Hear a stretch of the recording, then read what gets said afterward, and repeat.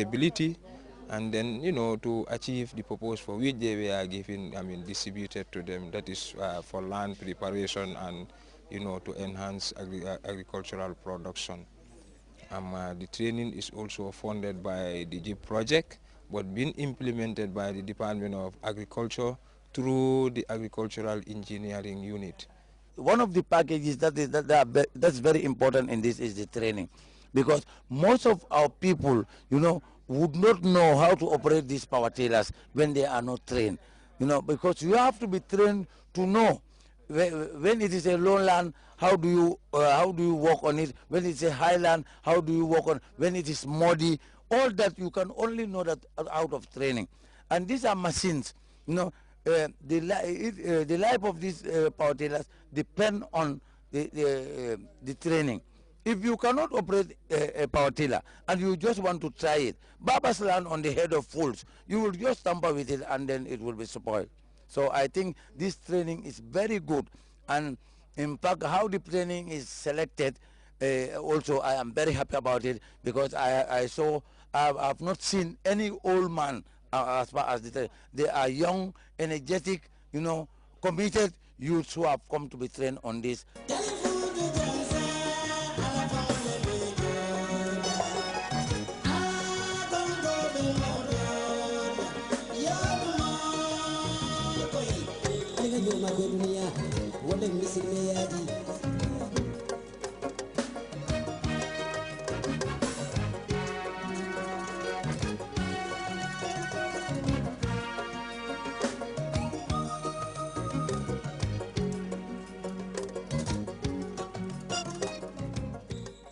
One area JIP intends to venture into is the operation of seed stores, though some have been in existence for ages. A good number of them, like this one in Jara Sankuya, will be rehabilitated. 3 seed multiplication centers are to be constructed as well. The seed stores, that is the second component of the project, which is to improve seed storage facilities in 35 villages and to strengthen 3 seed multiplication centers such as Chairman Agricultural, formerly called the Chairman Agricultural Training Center. You have Kerewan Field at Sapo, which is a vast, land area very near to the stream. That's the River Gambia there. And you have the Jiroba Mixed Farming Center, which has also a vast area of land, but it's been underutilized due to, the lack of resources. Those 3 centers need to be improved on.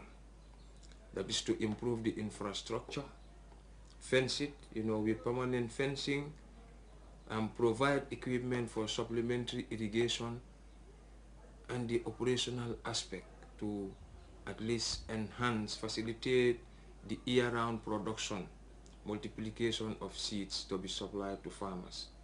And this will be done by the Department of Agriculture and the NARI, National Agricultural Research Institute, involving seed grower associations, so that the end product of these seeds would have been certified seeds to be distributed to farmers. In that way, we'll be able to consolidate and sustain the intermediate result that the JIP project achieved. The Gambia Emergency Agricultural Production Project came at a time when the Back to the Land call made by President Jammeh was firmly taking root. Observers believe it can fast-track the country's transformation into the sub-region's grain basket. JIP, though was an emergency, is an emergency project, but it was well appraised because it fits within the Vision 2020, and also it fits within the GNI, that's the Gambia National Agricultural Investment document, and it's lined with government's policy regarding food self-sufficiency, because you cannot talk of food self-security without increasing production, without enhancing the farmers with the required prerequisite knowledge and the equipment that is the inputs. So JIP, in short, provided inputs. Though government cannot sustain provision of inputs for farmers, that is not sustainable. But it's a start, a foundation. Through the JIP, we provided the inputs for them, for 600 villages in the country.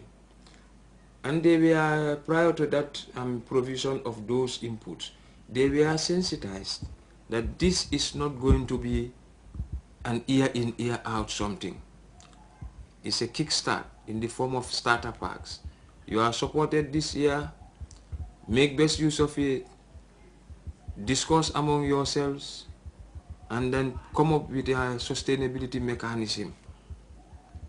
And I am impressed that farmers, if you go community level, we are able to come together as one people, and they came up with sustainability mechanism. The seeds is like a revolving something within the community.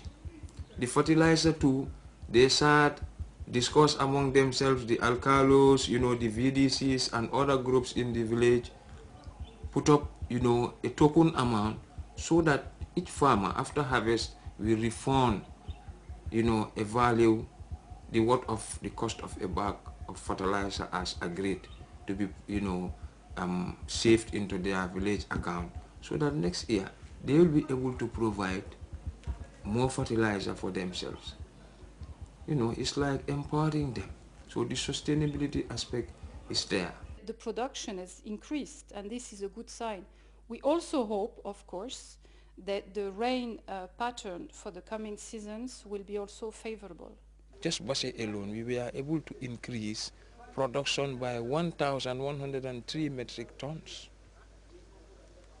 And as a result of this JIP intervention, I can give you a list of 150 villages that in the history of agriculture had never cultivated rice. But because of JIP intervention, they came on board. And they had very high produce. So if this intervention can be replicated, I've been saying it, farmers, they have knowledge more than we who went through the colleges and the universities. Farmers, what they need is to strengthen them with inputs. If you strengthen them with inputs and you give them the technical backup from agriculture, come on, very soon we will be able to realize His Excellency's vision of food security. Hello viewers, and wherever you may be, we welcome you to this Gambia Emergency Agricultural Production Project program. This is a program that we brought to you as a visibility program to enlighten you on the activities of JIP, which is here to enhance agricultural production and productivity. My name is Abubakar Dawo, and with me tonight is the project team. First, on my left is the project coordinator, Sheikh Tijan Sose. On my right-hand side, we have Lasana Jara. And next to Lasana Jara, we have the Deputy Project Coordinator responsible for monitoring and evaluation, Yasin Khan. Gentlemen and ladies, welcome to this program. Yesterday we were here and we discussed with you some of the pertinent issues relating to the project. Yesterday, unfortunately, we were unable to open the lines earlier so that you could call and ask questions. But today we'll just do that right now. You can call 437-5905 if you are in the country. And for those outside the Gambia, they can call 00220, then 437-3910. 00220-437-3910. Someone called the last time, Sheikh Tijan, saying that he wants somebody to be explaining these things in Sarahule, because majority of the farmers, especially in the Upper River region, understand Sarahule. Today, we are here to inform you that we have someone who will speak to you in Sarahule for the benefit of those who understand Sarahule. Mbadingol ngal bisimlay na JIP programme oto ñinen programme oto mi yalon ko ka sambale nang jang wato wade pour kala kalamutandi kata ko la mi yalon ko ñi JIP programme bol ke kan gambe kono jang kaseno sembentu yandi be do nila alfa le be jang ko nga fo nyami ko do kenu ñi min ben marablo karola wala set jan society atel be marlin project wala min ben nay bulba ma fo wala lansala jarati afana be do ko la agriculture bundato ni bare ni muso ni mambe sien tam ma fo wala yasin kante atelem set jan no malankoti atel fana be malin ka project ko ñin jibe anin keskisoro kunya